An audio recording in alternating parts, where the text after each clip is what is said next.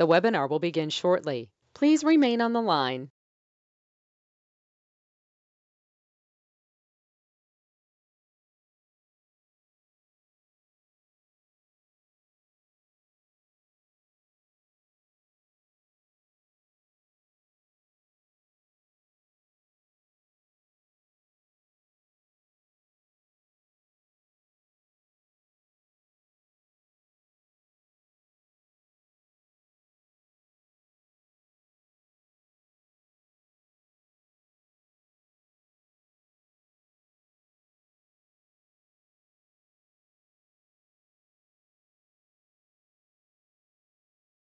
The webinar will begin shortly. Please remain on the line.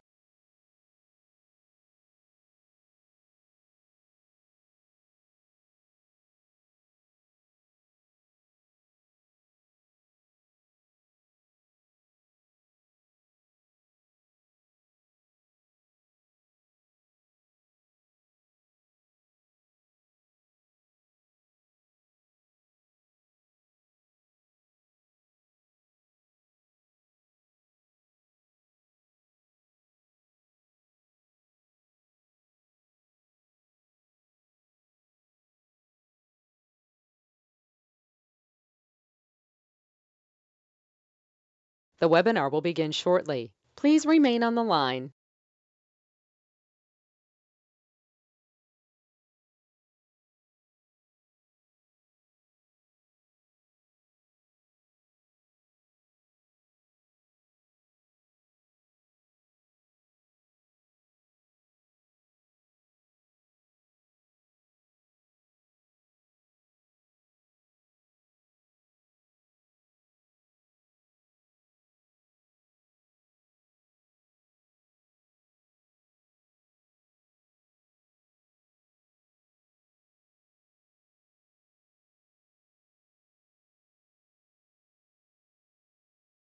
The webinar will begin shortly. Please remain on the line.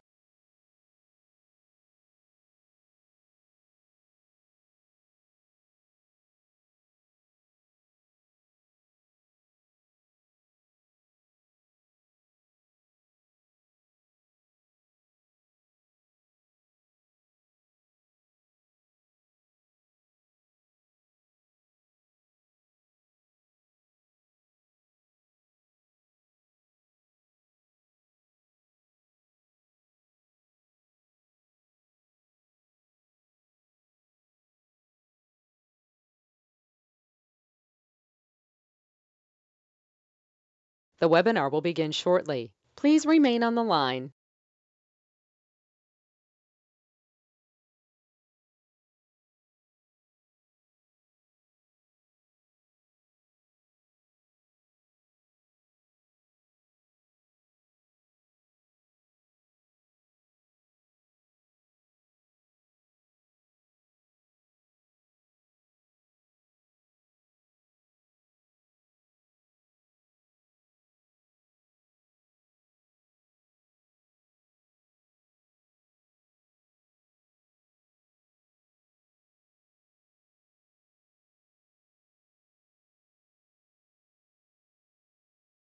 The webinar will begin shortly. Please remain on the line.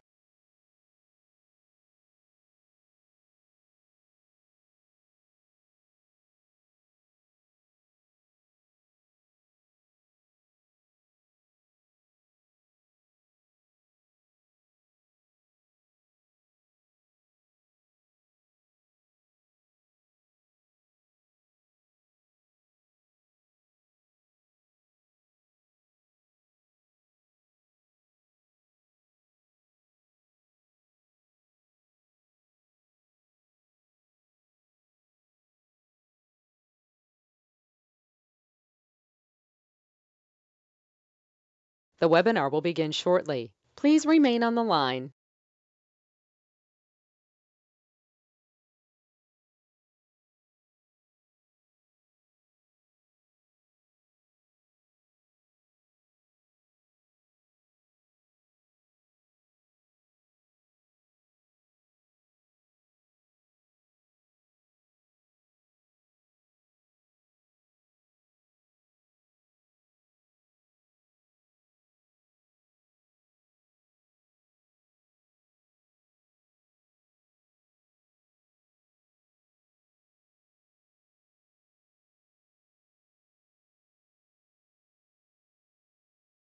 The webinar will begin shortly. Please remain on the line.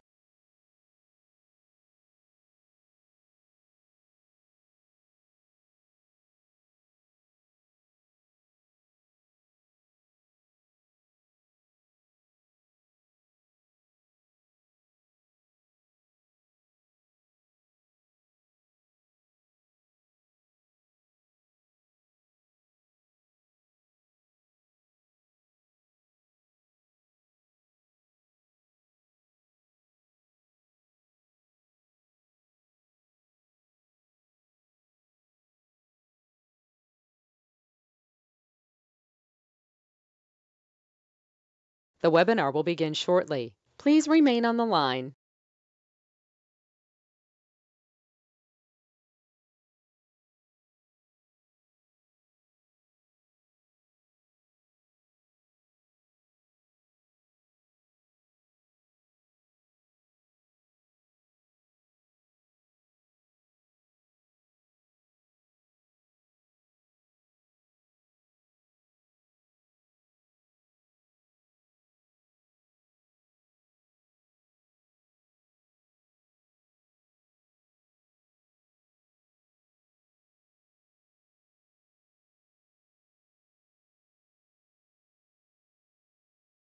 The webinar will begin shortly. Please remain on the line.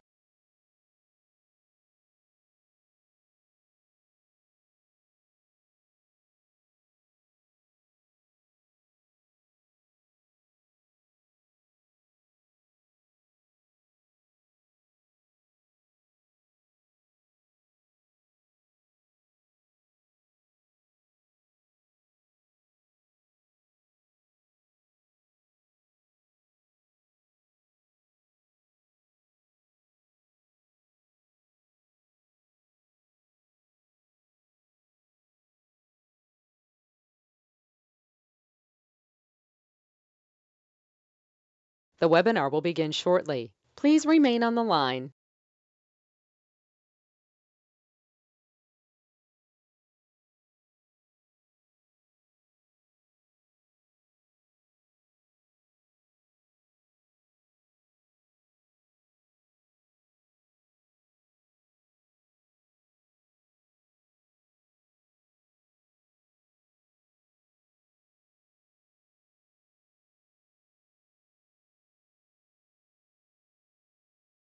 The broadcast is now starting. All attendees are in listen-only mode.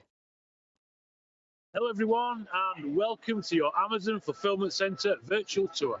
My name is Adam and I am going to be your host for today. And I'm actually one of the tour leaders based at a fulfillment centre in Doncaster that we call LBA2. Now you probably noticed on screen that I have got two of my very good friends and colleagues on there with me. So we're going to do a quick introduction and tell you a little bit about the sites that we are going to be broadcasting from today. So to start with, I'm going to pass you over to George. Thank you very much, Adam, and welcome everyone to EDI4 here in Scotland. Now, we're based just over the bridge from Edinburgh in a little place called Dunfermline. And you'll notice there's something different about me. I'm the only one wearing the mask today because the COVID rules in Scotland are quite different to England, so I have to still keep wearing one. But don't you think EDI4 and LBA2 is funny names to call our buildings? Well, let me explain to you why we do this.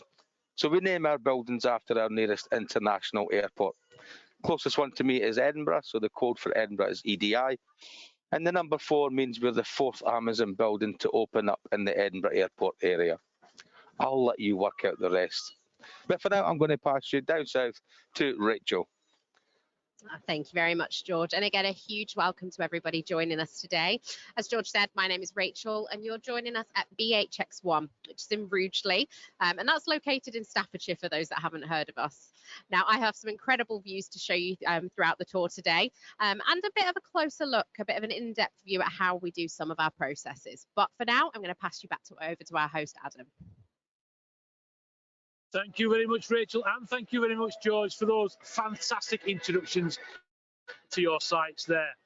But unfortunately, we are going to have to say goodbye to George and Rachel, but I do promise we will catch up with them later on in the tour. So I'll see you in a bit.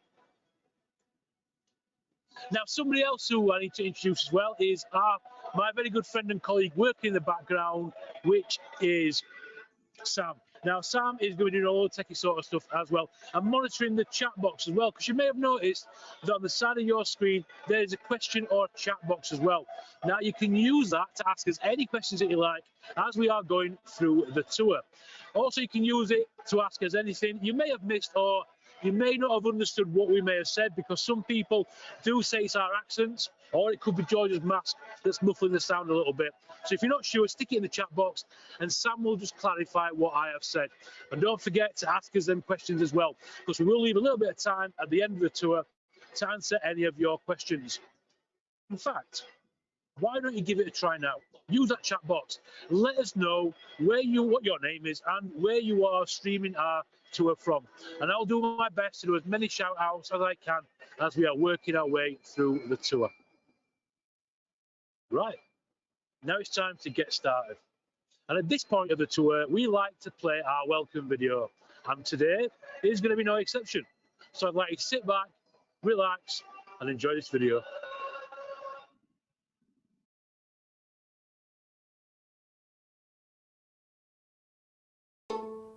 The Amazon you know today doesn't look like the Amazon we used to be. In 1995, Amazon exclusively sold books online. Every order was carefully packaged in a small garage in Seattle, Washington, then hand-delivered to the post office for shipment. Back then, Jeff Bezos hoped that one day Amazon would be big enough to afford a forklift. Over 20,000 forklifts and hundreds of buildings later, it turns out that books were just the beginning. Over the years, Amazon evolved from selling only books to housing Earth's biggest selection. Now we employ over 750,000 people in more than 20 countries around the world, revolutionizing the way customers shop for everything. We also support millions of small and medium-sized third-party sellers worldwide, so we can offer you the products you love. Amazon's fleet of planes, trucks, and local delivery service partners consistently evolve to deliver on convenience. Now, customers can receive Amazon packages on the day they choose, with same or one-day shipping. We don't just think about shipping products. Sometimes we create them. In 2007, we launched our first device designed to enhance customers' lives, the Kindle e-reader. Since then, our growing list of products and services include Fire TV, Alexa, Echo, in-store shopping experiences like you'll find in Amazon Books, Amazon Go, and 4-star stores, innovative computing services and features from AWS, award-winning entertainment from Amazon Studios, and even groceries from Amazon Fresh. As we continue innovating, we will never forget our vision and mission to be the world's most customer-centric company. As you'll see on your tour, we've come a long way from that garage in Seattle. Today, you'll have a chance to meet some of the people who help make everything we do possible. Welcome to the Amazon Fulfillment Center Tour. We hope it makes you smile.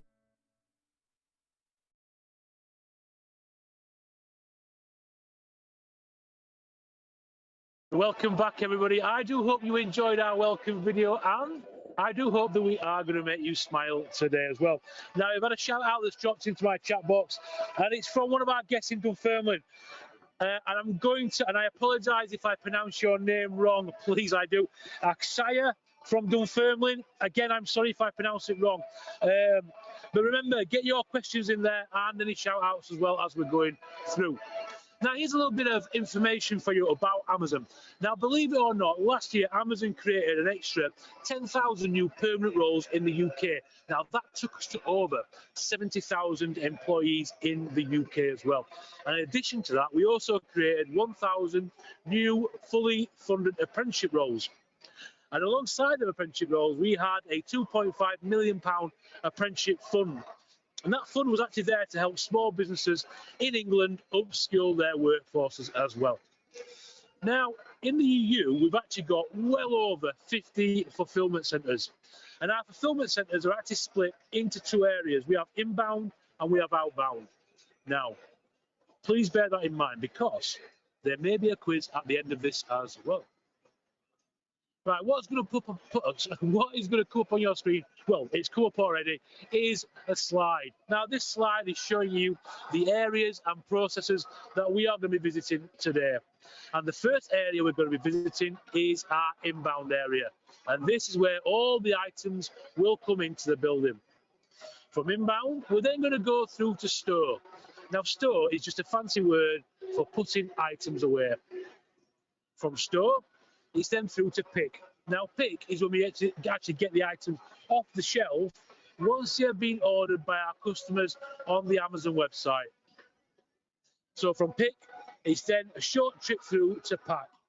And pack is when we actually put the items into our world famous smile boxes. And then from pack, it's going to go to one of my favorite areas in the whole building. That is SLAM. Now, SLAM stands for Scan, Label, Apply, Manifest. In fact, I am not going to tell you any more about that area. You are going to have to wait till we get there. And then from SLAM, we're going to drop through to our final area in our fulfillment centres, and that is shipping. But just before we step inside live to our first building, I want to give you the opportunity to see a view that not a lot of people will get the chance to see. And what is going to come up is one of our buildings in northern Italy. And we call this one BLQ1, and it's based in Bologna. Now, I think we can all agree what a fantastic looking building this is as well. Now, as you look at it, you're probably wondering to yourself, well, what are those little black squares in the top corner? Well, those are solar panels, because this is one of 125 of our buildings that's got solar panels on the roof of it. It's also what we is known as an AR building, and that stands for Amazon Robotics. Now, we're not going to get to visit a robotics building on today's tour, but George is going to take us through a section on robotics as well. Now, we either class our buildings as either sortable, that means they deal with small items, or non-sortable, and that means they deal with large items. And again, on this tour, we are going to get to visit both those types of buildings. And just the final thing to mention, that this building you're looking at right now is just over 750,000 square feet. So it's actually quite a big building as well. Right, let's get rid of the picture of that, because now it's time to officially welcome you all to our first building. So I'll take this opportunity to give you a massive hello and welcome to LBA2 in Doncaster. So this building is actually what we class as a non-sortable building. That means we deal with large items. So imagine things like TVs, ironing boards. We have even had fish ponds in here as well. Now think back to the slides that we saw earlier. I am stood in our first process, and that is inbound, because this is where all the processes will start from. If you take a look just down to my side here, what you are going to notice is some loading bay doors or bay doors. Now, these loading bay doors are where the trailers turn up, full of items ready to come into this building. And those items are sent by our vendors and sellers all across the UK and the EU. In this particular area of inbound is where we take off our smaller items. To be fair, you're probably looking at you can see a couple of items on the conveyor belt there, you're probably thinking, well, Adam, they do not look like very small items. But to be fair, they're not. But because we deal with large items here, for us, those are our smaller items. So what happens here is, when the trailers turn up, one of my colleagues will take the items off and will place them onto the conveyor belt that you can see in front of you here. Now, there's a really simple reason why we use conveyor belts. And that is because the last thing we want is for our colleagues to be walking all over this building carrying these items. So we'll put them on the conveyor belt, and the conveyor belt will transport the items around the building for us. This particular conveyor belt in front of you is actually going to go to an area that we call receive. And we'll talk about receive in just a minute. But remember, we deal with large items here as well. So as this camera is going to pan backwards to me, what you may just pick up down the back wall down there is a whole row more of these loading bay doors. And the doors down there are where we take off the larger items.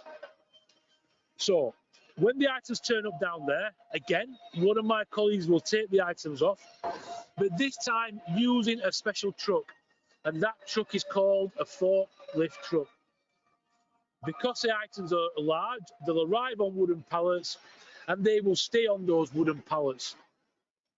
Now, when we get them off, they're going to go to the area we spoke about earlier, which was receive. And once in receive, we're going to do a couple of checks on them. We're going to check the items for damages, but we're also going to count the items because we need to make sure the right amount has come off that trailer. And once those checks are done, we're then going to go and put the items away. But again, because they're large items, they have to go into a special area. I'm going to show you that area, but we're going to take a walk, so follow me. And again, as this camera is going to be turning round, what you will notice appear behind me is some really tall shelving. And that shelving is actually, we can just make it out of the background, that shelving up there is what we call racking. And that racking is just over 11.5 meters high. It's around about 30 feet. But here's something pretty amazing to think about, because this building that I'm in right now is just over 1.1 million square feet in size. So imagine all the items that we've got inside this building. In fact, imagine all the items that we've got in all our buildings worldwide.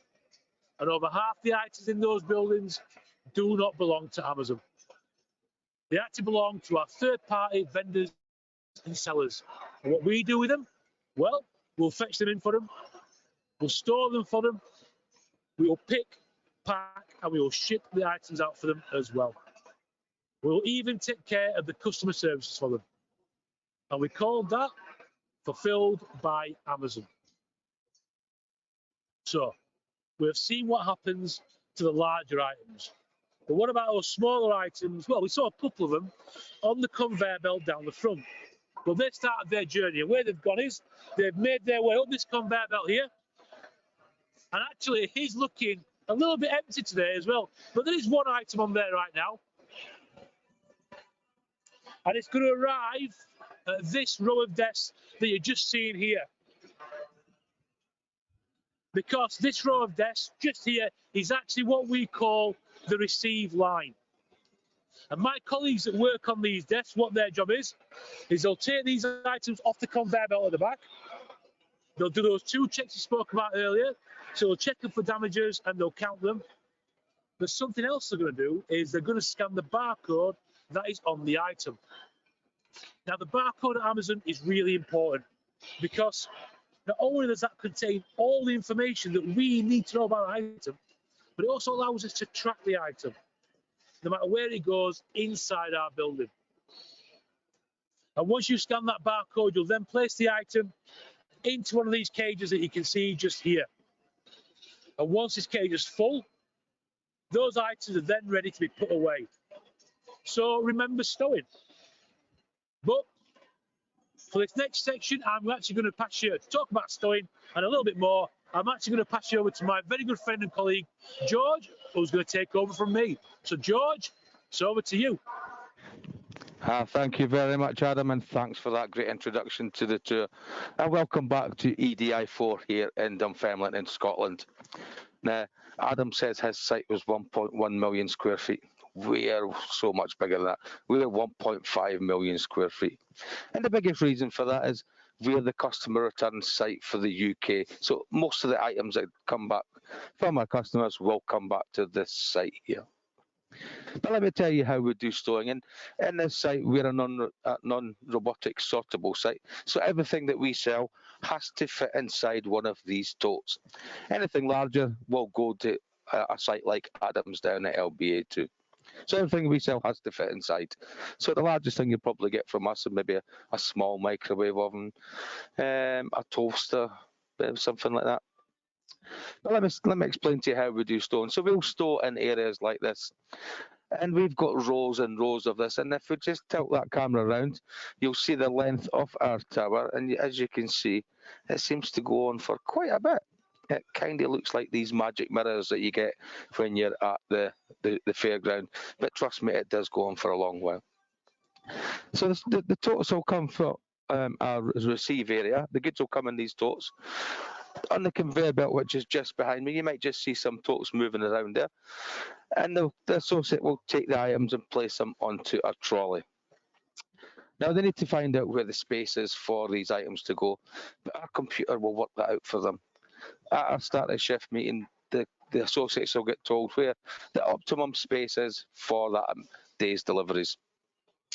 And we'll just store them on these shelvings. Now, you'd think that we would have an area for electronics, an area for toys, an area for pet food. That's not the way Amazon do it. Amazon like to do it a different way. We like to store our items randomly. Yes, you did hear me, randomly. So we call that called random store. We just place the item where we think. So I've got some items here I'm going to store. So our associates will have a little handheld scanner. They'll have the trolley, they'll have their tote full of the goods. The first thing they'll do is they'll scan that tote, and on their computers, on this, I'll give them a list of everything that has been registered into that tote. We'll take the first item. So what have we got today? We have a wooden alarm clock. Looks quite stylish, actually. I might treat myself. And I don't want to store any damaged items, so I'll give it a little check. I'll find the all-important barcode, scan it, and then I'll just look for a bit of space. So it fits in there, but I'm not going to take my hand off it yet until I scan the location that I'm going to place it into. All of our bins, we call bins, have their own unique barcode for a location. So as soon as I scan that barcode, it tells me it's a good store. I can take my hand off. And once I store that in there, it's then on the customer website for you to buy on the Amazon website. So I've got another one here, exactly the same. So quick six-sided check, scan the barcode, and I can see that I can fit it in there. Same space, keep my hand on it, scan the barcode, and that's it randomly stored. Now, looking at some of these locations we've got here, I've got these alarm clocks, I've got a Ring doorbell in the same location. I have a book, Summers and Rock and Roll. I have a stand for a monitor, all randomly stored together. Now, there is some rules that we can't store items in. Because I've scanned and put that into that location there, I can't place it into an adjoining one. It would just make it too easy for a picker to pick from the wrong location. So I can't store them in the location. And all the heavy stuff I can't put on the top shelf. And you may notice these bins that we have here, these are for all the smaller items to go in, so they don't fall off the shelves and get lost or damaged. And that's how easy it is to store items. Just scan the item and find a space and we store it randomly.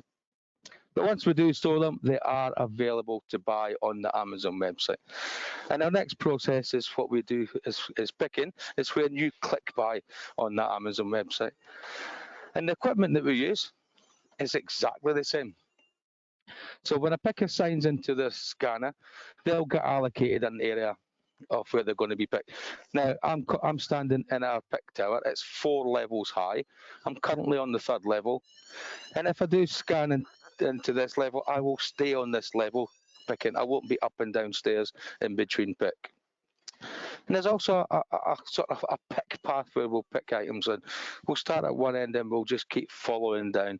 We're not back and forward, up and down all the time. We'll just flow along in an orderly fashion. And we like to keep the picks together, so we're not making our pickers walk too far. So the first thing I need to do is find the location, but I need to scan the barcode that I'm placing the total of the items I'm placing them into. So I'll go to my first location. So let's just say it is this one here. We'll go for that wall clock again. So it'll tell me which location I need to go to. I'll scan that barcode. One bleep tells me it's the correct location.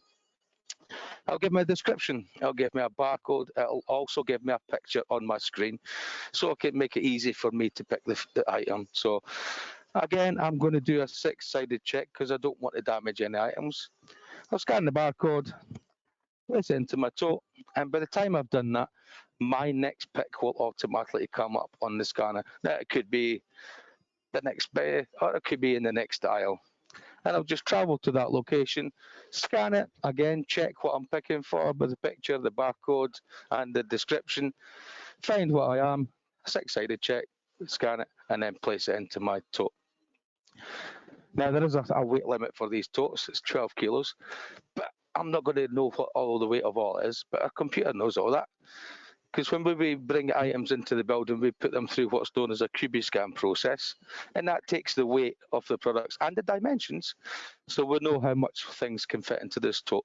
And once the tote is full, it needs to make its way through to the packing area. And if you, again, that conveyor belt behind me, we place the totes onto that conveyor belt, and they'll head off to pack in our Amazon Smiley boxes.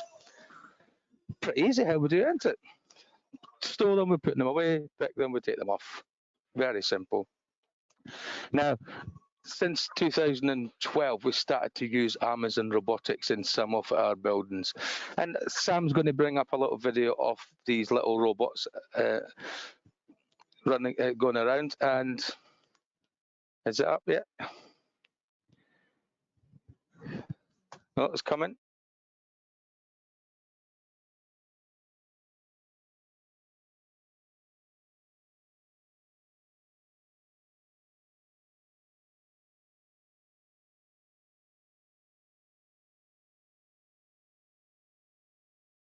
Sorry, kind of lost my voice there, but these robots are rolling around on the floor, picking up these big yellow pods that are carrying all the stock. So they're just basically these shelves onto these little pods, and the robot will pick it up and take it to a storing station where the associates will store exactly the same way as I do. Once it's stored, the robot will take it away, and it'll go and stay in a location ready for when an item needs to be picked. And once you do click buy, the robot will go along, pick up the pod that has the item that you want picked, take it to a picking station. The associate will scan the barcode. They'll get the product, do a six-sided check, scan it, and place it into a tote as well. So the only difference is between a robotic site and a non-robotic site is it takes the walking away. So rather than us going to the product, the robot will bring the product to the associate. So if we take that video down now.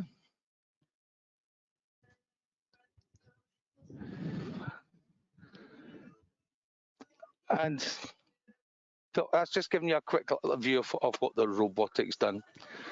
But these totes need to go onto the conveyor belt now. But since you've been so good in listening to me waffle on about storing and picking, I can be able to put you inside one of these totes, place you on the conveyor belt so you don't have to walk to our packing station where you're going to meet Rachel. Enjoy the ride.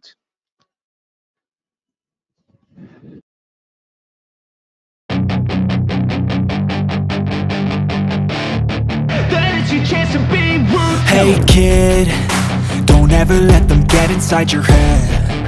They'll tell you what to do in life instead of everything you know that you could get. Don't let them guide your life towards regret. I'll fight for what I love with every breath. My past is filled with things I won't forget. I use them all to push me to my best. So treat the worst of times just like a test. If only I could go back in time, I'd tell myself that everything will end up alright. Just push yourself, test yourself, figure out what you like, and find your limits, don't be rigid, always work towards a prime. Surround yourself with open minds, people can change your life.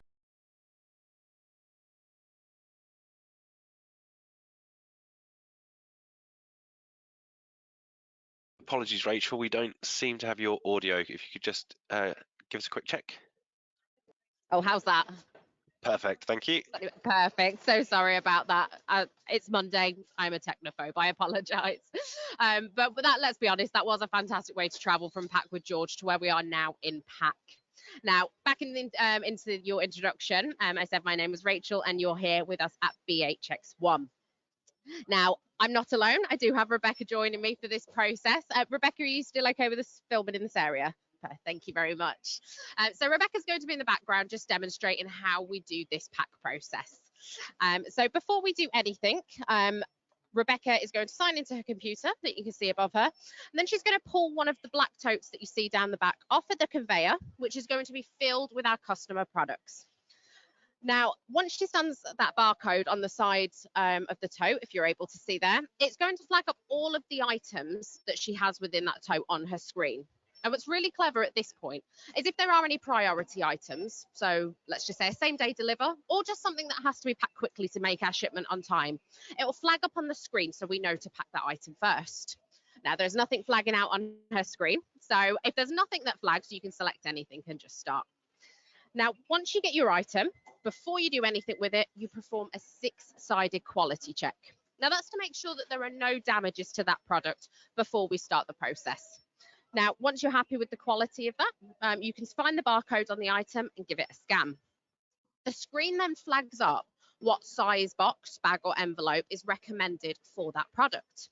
Now, a very common question we get is how does a computer know, out of all of the boxes, bags and envelopes we have, what size will be most efficient for our product? Well, this is all down to our QBScan machine. So whenever we get a new item into the building, that QBScan machine is going to very accurately measure both the weight and dimension of that item. From there, it can determine which box or bag or envelope is going to be most efficient to protect that product during shipment. So once we give it a scan, it will also flag up on there, as we say. So it's with the recommendation, so we know how to pack it. There we go. Now, we're just using envelopes at the moment. So we peel those off, seal them up nice and tight. Now, once that product's in the box, as we'll use for this example, we start to build it. And we always start from the bottom up with our boxes. Fold those tabs over. But to help seal it, I'm sure you've seen this before. If we just take some of this, our Watt machine. Watt machine is water activated tape. And this is what's inside.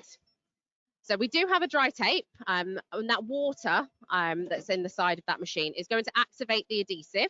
I'm not sure if you can see that shining there on the light. Now, it doesn't leave a sticky residue, which is quite nice, but just in case you have a fresh manicure and want to protect it, we do have PPE offered to us completely free in a vending machine that's about 30 seconds away. And I can see that Rebecca's opted for that choice today. But we have lots of PPE available, earplugs, vests, safety knives, the works. That's quite nice. So that item will go inside once that base of the box has been filled. But if there is any room left in it, we're going to add some of this. Just take some there. Now, this is dunnage. I'm sure you've seen plenty of it before, but dunnage is just our recyclable packaging material. And that's going to fill the space in the box around the item to help it stop from bouncing about during shipment and help protect it. Once that's nice and secure, as we may see Rebecca filling in there, perfect timing for a demonstration. Those top of the boxes, the tabs are going to be folded back over and sealed over once again with that Watt machine tape. There we go. Perfect example. Now, you may have noticed sometimes that your package doesn't come in one of our boxes, but it does in fact come in its own original manufacturer's packaging. Now, this is a process we call SIOC, or Ship in Own Container, is one of our acronyms. So very simply, if that manufacturer's box is efficient enough to protect the item during shipping, we'll ship it like that. However, if there's a chance that it could potentially become damaged along the way, we pop it into one of our boxes to protect it. Now, that all comes part of our FFP program, which is frustration-free packaging. So Amazon works with manufacturers to help design new packaging, which is not only easier to open, it's also more cost-effective and more sustainable. And through FFP, we've managed to reduce our packaging since 2015 by more than 30%. Now, that's equivalent to about 1 million tonne or 2 billion of our boxes. That's quite a lot. So once that package is ready to go, it's almost ready to go to the next stage of the process, but not just yet, because we're missing something very crucial. We don't have delivery details on our package just yet, and we don't add them at this stage either, because we like to protect the details of our customers. But instead, we scan a SPOO label. Now, SPOO sounds like a really funny word, right? But it simply gets its name because when we first started using these, they all started with SP00. SPOO. Now, these days, as you can see, the combination of the numbers and letters are all very different, but that name SPOO has since stuck around. So we'll give that a scan once we're ready, and that's going to save all of the item details on that one label. So what the box contains, where it's going, who it's for. Once that's done, we can pop it onto the conveyor, which we're going to do now, but we have George waiting at SLAM to tell you more about that bit of the process.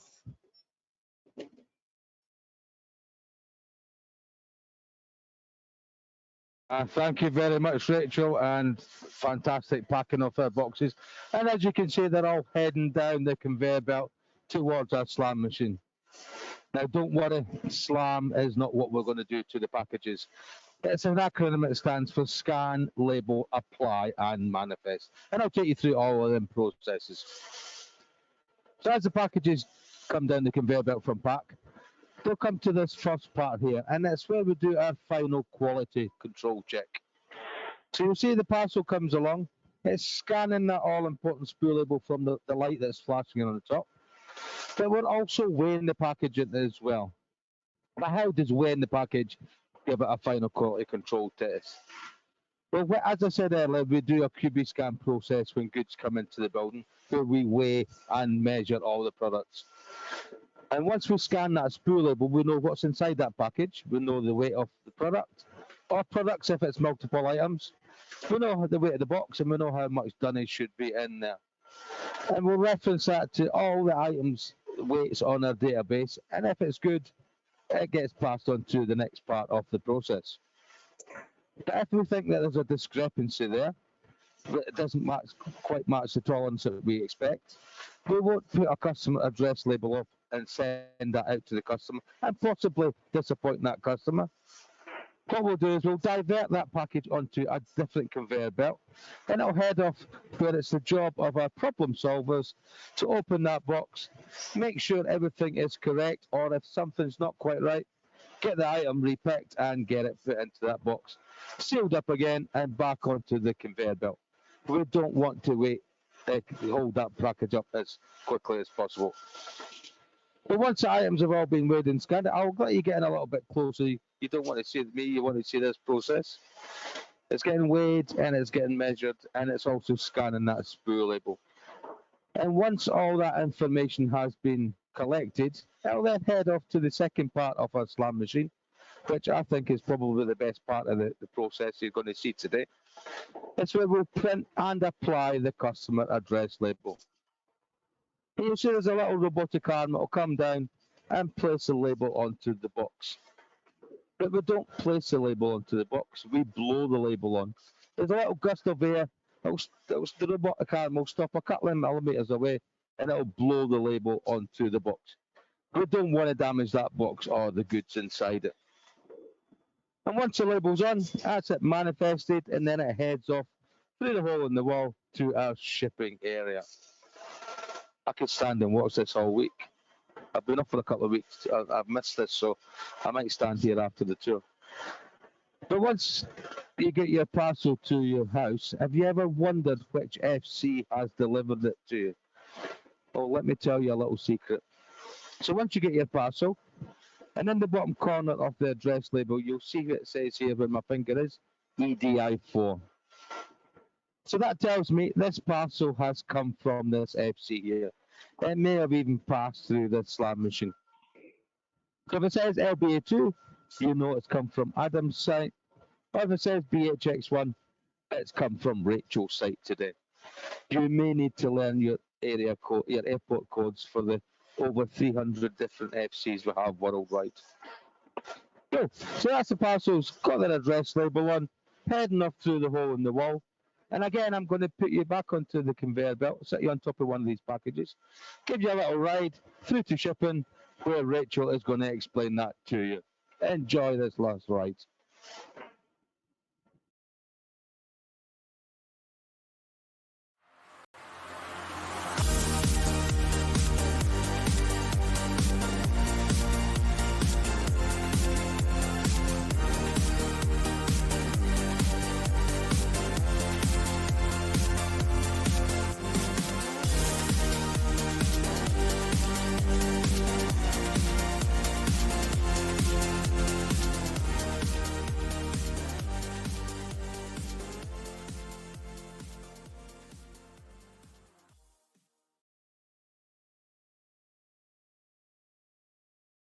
Oh, thank you, George, for showing us that amazing slam process. And welcome back, everybody, to BHX1 and our shipping area.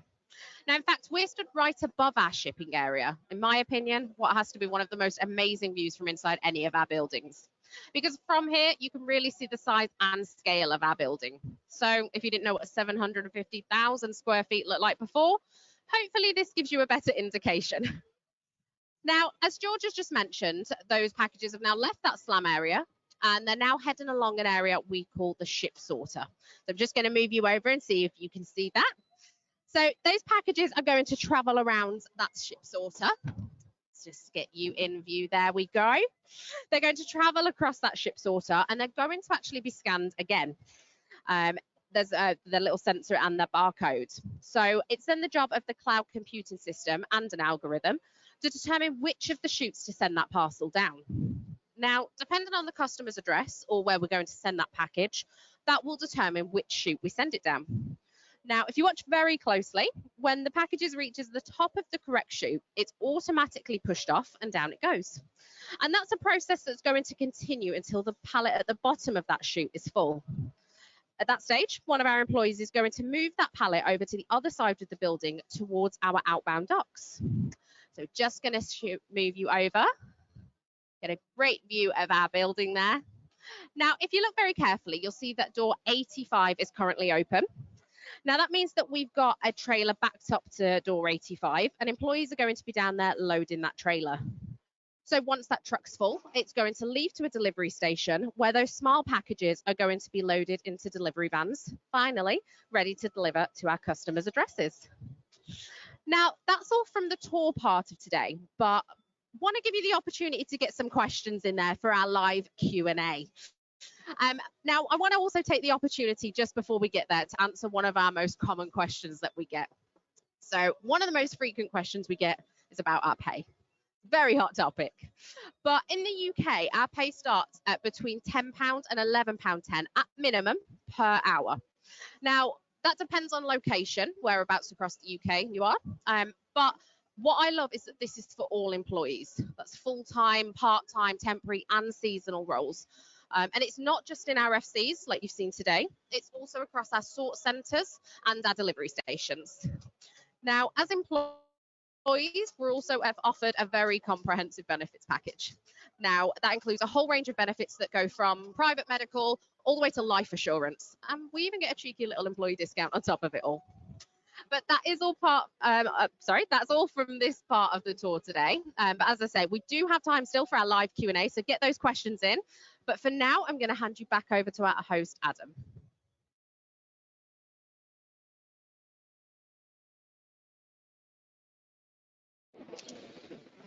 Welcome back, everybody, and a big thank you to Rachel for taking us through that final area of shipping. Rachel, what a fantastic view that is from your area as well. I just want to do a quick shout out to Kate in Twickenham as well. Welcome, Kate. I hope you've been enjoying our tour as well. Now, we are getting towards the end of our tour, but do not go anywhere because we have got the Q&A session coming up. We've got some questions that have dropped into the chat box as well, but also I want to have a little bit of fun as well. So we're going to do a bit of a quiz. Well, a bit of a quiz. It is a quiz. It's going to be multiple choice. So you're going to have a choice of 4 possible answers out of 5 questions. So 5 questions, choice of 4 answers. And all that happens is when the questions will come up on your screen, you just have to read them out and choose the answer which you think it is. And at the end of it, we'll go through what the correct answer is as well. So then, without any further delay, let's jump into question number 1. What was the first product sold on Amazon? Was it a book, bottled water, a Kindle e-reader, or a printer? So what was the first product sold on Amazon? If you entered the tour early, you may have seen a slide that was rotating around. Them slides would actually say on it what the item that we first sold on Amazon was. Did you catch it? Did you see it? If not, have a guess. It's fine. It doesn't matter. All right, we'll give you a few more seconds on that. So if you have to think about it, what do you think it could be, that one? All right, let's have a look. So ready for the correct answer? The correct answer, yes, it is a book. And 100% of people have got that right. So well done, everybody, on that one as well. Now, here's a little bit of fun. If you can tell me in the chat box what the title of that first book was. I will give you a clue. It is a really long title, but no Googling, though. Right, let's have a look at question number 2 then. What are the 2 main areas of a fulfillment centre called? Is it bow and stern, inbound and outbound, input and output, or storage and shipping? So what are the 2 main areas of a fulfillment centre called? Now, did you hear me mention this at the start? Because I did actually give this answer away. Can you remember what it was? And if not, have a guess. It's all good. Which do you think should be the better? In fact, what do you think we should call it? Look at those answers there, and I bet you can already work out which one is my favourite as well. So a few more seconds on that one. Get your guesses in quickly. Oh, let's have a look at the answer. So we've got a fair split with that. We have got 40% of people has gone for bow and stern, input and output, and storage and shipping. But 57's gone for inbound and outbound. But is that the correct answer? Of course it's the correct answer, so well done. Everybody went for that one. You may have heard me mention this right at the start as well. And if you've not already worked it out, my favourite answer on there is bow and stern. I still think we should call it that. Let's jump into our next question then. Amazon has a unique method of storing products. What do we call it? Controlled chaos, disordered ordering, random store, or Wild West? So Amazon has a unique method of storing products. What do we call it? And actually, I think it was George who took us through this section. So can you remember how he described it and what he called it? It's a very unique name. To be fair, there's some very unique names on there as answers. Can you spot my favourite on there already? And you probably already have spotted my favourite on there. Now, a few more seconds. Oh, we're gone. Let's have a look at the answer. So 100% of people have gone for random store. So you didn't think Wild West then? You were thinking random store? Well, random store is the correct answer. So well done, everybody, on that one. Let's jump into our next question then. What does SLAM stand for? Scan, label, apply, manifest. Speedy label, applicator machine. Stick label and mail, or sticky labels are messy. So what does SLAM stand for? And again, I think it was George who took us through this section. So can you remember what George said? What did he call it? I have to admit, it can be tricky this because there's some answers on there that I think do apply to this machine. But there's only one answer. So a few more seconds on that one. Get your guesses in there quickly. All right, let's have a look then. Right, so again, 100% of people's gone for scan, label, apply, manifest. Do we think that's correct? Not stick, label, and mail? No, it is the correct answer. So well done, everybody, on that one. Scan, label, apply, manifest. Perfect answer. Thank you very much. Right, let's jump in then to our final one. Which of the following is not a real Amazon job? Problem solver, safety angel, sandwich maker, or water spider? So which of the following is not a real Amazon job? I'm going to be honest with you on this. I think this is the hardest question because we have mentioned a couple of those jobs on there, but not them all. So it could be a little bit detective work, this, trying to work out which is the correct answer. You know, are you thinking to yourself, there's no way that that is a job at Amazon? That's such a weird sounding name. There's no chance. Let's have a look, have a guess. What do you think it may be? You may know the answer. A few more seconds on that one. Let's have a look then. So we've got a split. We have 60% have gone for sandwich maker, but 40% have gone for water spider. Now, the pattern of this quiz all the way through is the majority has gone for the correct answer. But have they on this one? Are we thinking it's water spider? But no, sandwich maker is not a real Amazon job. So well done, everybody, for going on sandwich maker. I know, I agree, water spider is such a weird sounding job, but it is a job at Amazon. The best way to describe a water spider is think to our pack area. They're our colleagues that help bring us, they'll fill the tape machine up, they'll fill the packaging material up, they'll bring us more boxes, all there to help us do our job all that much easier as well. Massive help they are as well. Okay, so we are now at the final bit of our tour, which is the Q&A session. But I'm not going to do this alone. I'm going to bring back George and Rachel just to give me a hand here. So George and Rachel, are you there? I'm here. Excellent. Welcome back to joining us. Thank you for taking us around. It's been an absolutely fantastic tour, as it always is. So let's jump into these questions that we've got in the chat box now. George, I'm going to come straight for you on this one because it actually mentions EDI as well. So, right. George, in EDI, how do you prevent errors with scanning items into the right store location? So, scanners, wrong location or wrong items. How do you stop them errors? Cool. Yeah, so when I was doing the store, and if you remember, we just store them wherever there's space. So there is no right location. It's wherever the space is that we can store it in. But when I scanned the barcode and then I put the item into the location, I kept my hand on it until I scanned the location to record that's where it is. Because if I take my hand off it and I scan that barcode and it says that there's no room for it in there, I need to remember where I took it off so I don't put it in the wrong location. So I keep my hand on the product, scan the location. Once it says accepted on the scanner, that stays where it is, and that's how we prevent. But if we do have problems or items placed in wrong locations, there's two ways we can pick it up. The first one is if the picker's sent to pick it and it's not there, we can declare it missing on our scanner.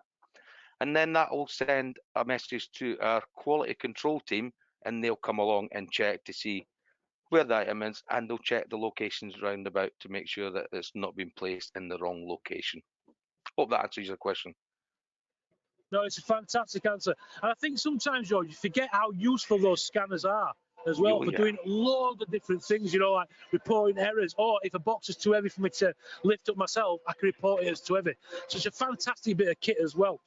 Rachel, I've got one that I'm going to send over to you, if that's all right. And it's on about Amazon vendors and items coming from vendors. And it's asking, so these are from Amazon vendors, the items. So Amazon buys and stores products from the company. So is that right? I think it's one into a bit of an example of what a vendor is for Amazon. Yep, that's a great question. And I think Adam touched on it briefly when he was going over the receive section about the FBA, the Fulfilled by Amazon. So obviously about 50% of the products that we have here at Amazon aren't owned by Amazon. They are actually sellers. So it's something that, you know, I think we're all quite proud of really, but, you know, smaller businesses are able to sell their products through Amazon as if they were our products. That's the way we take care of them, even down to the customer service. So yeah, there is a bit of a mix of products between items that belong to Amazon and that belong to the vendors, but it's something that I'm quite proud of, to be able to say that we support smaller businesses and independent businesses as well. No, fantastic answer. Thank you very much for that one, Rachel. And I'm going to take the next question. And it is, Adam, will the items come into the fulfillment centre unpacked? Well, I'm going to answer two questions here because I'm going to make sure I cover it. So because this came in just before our pack area, this question. So if you're referring to the items come in Amazon boxes, no, they don't come in Amazon boxes. We'll put them in the boxes in the packing area. But they do come packaged from the supplier. So as you can imagine, Lego will come in a Lego box. But here's the really cool thing about this, because I know that Rachel had touched on this as well. Now, we don't really want to put items into Amazon boxes because we'd rather send them out in their own packaging because it's less impact on the environment. So we actually work with suppliers and vendors to encourage them or work with them to help innovate with the packaging to make them stronger using less packaging, which then eliminates our need to put them into Amazon boxes. But ultimately, we need to make sure that the items are protected when they leave this building, because we don't want the items to arrive damaged to our customers. So if we have to put them into Amazon boxes, we'll make sure they go into Amazon boxes. But remember, all the packaging that we send out from this site, or I can talk about this site, can be recycled as well, which is fantastic. George, I've got this one. I'm going to fire over to you as well. And it's, how do you get products from the racking into the picking locations? But I think what they mean is, How do we get from the picking area to the pack area, the items? Okay. From the shelf, Well- literally from the shelf. So basically, when we store the item and it gets stored into a location, that item stays in that location, and that's be the picking location as well. But we will place when the orders are placed, we'll take the item, we'll check it, we'll scan the barcode, we'll place it into a tote, and once that tote's full, it goes onto the conveyor belt, just like that roller coaster ride that you enjoyed earlier on, and it heads its way through to the pack department. No, fantastic. Thank you very much for that one. Rachel, I've got this question I'm going to send over to you. I'm looking at it and I actually don't know the answer to this one, so I apologise. And it's Rachel, what make is the scanner that we use in store? That's a great question. And I'm sorry, I don't know. I can see why you passed it over. Maybe I'll pass it back to George and see if he knows. I mean, I had one in my hand. I had one in my hand, and I didn't even know what the make was. I was too busy looking at the screen of what was storing and picking. I'm just literally there. I'm like looking around me now. But I've got a word in my head that's Intermec, but I could be wrong. But that seems to be stuck in my head for some reason, but I may be wrong. But let's check up on that in case we get another question on another two. But what a fantastic question. One that stumped us. You don't get that very often either. The next question I'm going to take, and it's a two-part question as well, and is why is the storing random? Is it more efficient because purchases are random, or is there concept products that are fast or slow moving? And do we pick by order or batch picking as well? Well, and we've got another one, is do we randomly store large products as well? So let me try and quickly go through this because it's quite a long question, this. So large products are all stored randomly as well. Even though we have full pallets of the same product, whatever location they go in is literally down to the person who is putting them away. And it's the same with the smaller items that we have, that we store in what we call very narrow aisles down the bottom of there. It's all done randomly. And the simple reason it's done randomly is, imagine that a new mobile phone's come out and it's unbelievably popular. We're getting hundreds of orders through it every single hour.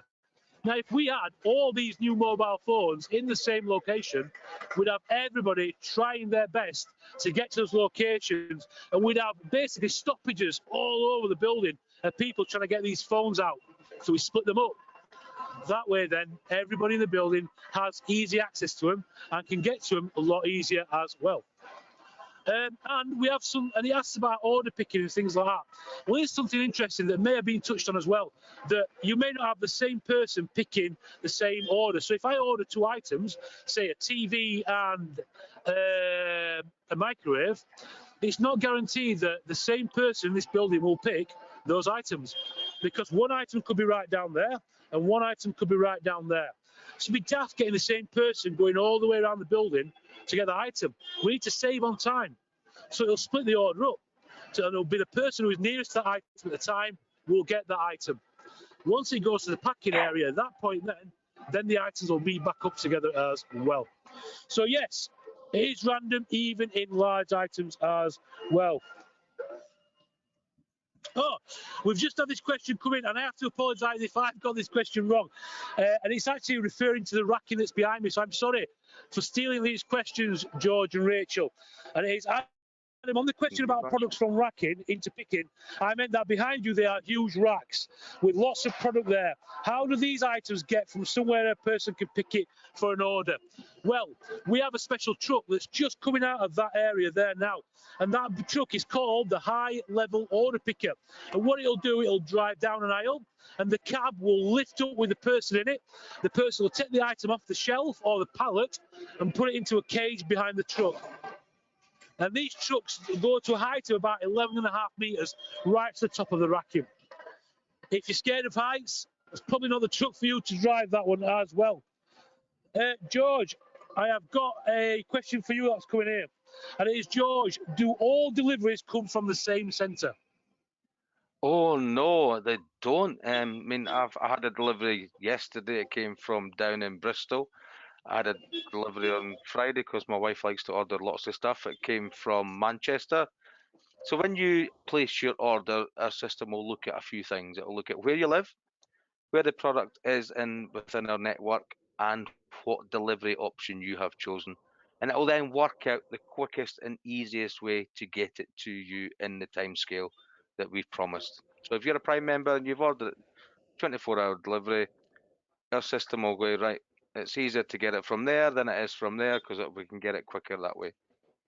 So that's where you need to learn your airport code. So if you look at the box in the bottom left-hand corner, you'll find out where your deliveries come from. Fantastic, thank you very much. Rachel, I'm really sorry but I've got a question. It's one of our FAQs. I'm going to send this one your way, and it is, have you always been a tour leader, or did you do anything different before you became one? That's a great question. No, so I've been with Amazon for just over 8 years, and I started doing the jobs that you've seen today. So I started on Stow, worked my way through outbound, but I wanted to do something different. So I started with HR. And I was very, very lucky to take part in a program we offer called Career Choice. So Amazon will actually pay, I think it's up to £8,000 over 4 years to do a course, an in-demand course that you're interested in, just to help you develop and progress. And I was very, very fortunate to take advantage of that and get my diploma from it. Just very recently joined Tours after taking just over a year off of maternity. So no, I've had quite a bit of experience around the FC, but it's brilliant. There's always something new. There's always something to work on, develop yourself on. So many different ventures and departments that you can go through, depending on your interests. Oh, fantastic answer. Thank you very much for that, Rachel. And that does actually bring us nicely to the end of our tour as well. And at this point, I would just like to say a few thank yous. A massive thank you to our camera people today for helping us get these shots. A big thank you to Sam working behind the scenes, and to George and Rachel for taking us around their building and showing us some awesome sights as well. Thank you very much. And to our guests today, because without you, this would not be possible. Just to mention as well that after the tour closes down, you're going to get a chance to do a survey. So please spend a couple of minutes giving us a little bit of feedback on how we've done today, good or bad. It doesn't matter. We only get better through feedback. And then it'll just leave me to say thank you very much for joining us today. We do hope to see you again soon, and goodbye.